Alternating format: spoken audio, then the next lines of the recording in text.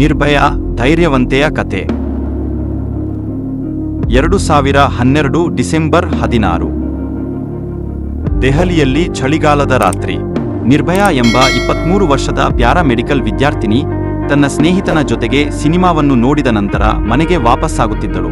ಅವಳು ಹಾಗೂ ಅವಳ ಸ್ನೇಹಿತನು ದೆಹಲಿಯ ಮುನಿರ್ಕಾದಿಂದ ದ್ವಾರಕಾಕ್ಕೆ ಹೋಗಲು ಒಂದು ಖಾಸಗಿ ಬಸ್ ಹತ್ತಿದರು.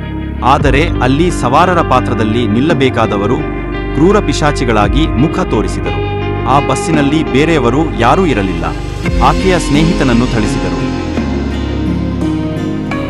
ಆಕೆ ಮೇಲೆ 6 ಜನರು ದೌರ್ಜನ್ಯಕ್ಕೆ ಮುಂದಾದರು. ಅವರ ದೌರ್ಜನ್ಯ ಎಲ್ಲ ಮಿತಿಗಳನ್ನು ಮೀರಿ ಹೋಗಿತ್ತು. ಆಕೆ ಮೇಲೆ ಮಾನಸಿಕ ದೈಹಿಕ ಪೀಡೆ ಮಾಡುವ ಮೂಲಕ ಮಾನವೀಯತೆಗೆ ಅವಮಾನ ಮಾಡಿದ ಘಟನೆ ಅದು. ಬಸ್ಸಿನಲ್ಲಿ ಗಂಭೀರವಾಗಿ ಗಾಯಗೊಂಡಿದ್ದ ನಿರ್ಭಯ ಮತ್ತು ಅವಳ ಸ್ನೇಹಿತನನ್ನು ರಸ್ತೆ ಪಕ್ಕ ಬಿಸಾಡಲಾಯಿತು. ಆಕೆಯ ಧೈರ್ಯ.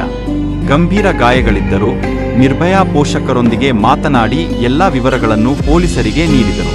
ಈ ಪ್ರಕರಣದಲ್ಲಿ ಆರೋಪಿಗಳನ್ನು ಶೀಘ್ರದಲ್ಲಿ ಬಂಧಿಸಲಾಯಿತು. ಆಕೆ ವೈದ್ಯಕೀಯ ಚಿಕಿತ್ಸೆಗಾಗಿ ಸಿಂಗಾಪುರಕ್ಕೆ ಕಳುಹಿಸಲಾದರೂ 2012 ಡಿಸೆಂಬರ್ 29 ರಂದು ಆಸ್ಪತ್ರೆಯಲ್ಲಿ ಮೃತಪಟ್ಟಳು. ಆಕೆ ಬದುಕಿಲ್ಲದಿದ್ದರೂ ಅವಳ ಧೈರ್ಯ, ಬುದ್ಧಿವಂತಿಕೆ ಮತ್ತು ನ್ಯಾಯಕ್ಕಾಗಿ ಮಾಡಿದ ಹೋರಾಟ ಅಮರವಾಯಿತು. ಪ್ರತಿಕ್ರಿಯೆ: ದೇಶವ್ಯಾಪಿ ಪ್ರತಿಭಟನೆಗಳು. ನಿರ್ಭಯ ಪ್ರಕರಣ ದೇಶವ್ಯಾಪಿ ಕೋಪವನ್ನು ಎಬ್ಬಿಸಿತು.